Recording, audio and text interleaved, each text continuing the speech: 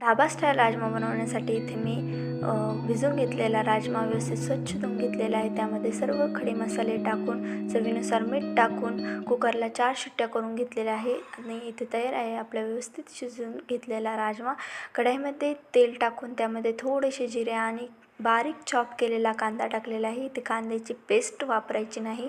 बारीक चॉप केलेला कांदा आणि 2 चमचे आलं लसूण पेस्ट टाकलेले आहे आणि ते 5 मिनटं व्यवस्थित फ्राय करून झाल्यानंतर त्यामध्ये मी 2 टोमॅटो आणि 2 चमचे शिजवलेल्या राजमाची पेस्ट टाकली. त्यामध्ये सर्व सुके मसाले टाकले आणि ते व्यवस्थित मिक्स करून घेतले आणि ते सुके मसाले जळू नये म्हणून मी इथे उकडलेल्या राजमाचं पाणी टाकून व्यवस्थित मिक्स करून घेतलेलं आहे आणि ते आता व्यवस्थित वाफ काढून तेल सुटेपर्यंत परतून घेतलं आणि त्यानंतर मी इथे उकडलेला राजमा आणि पाणी टाकून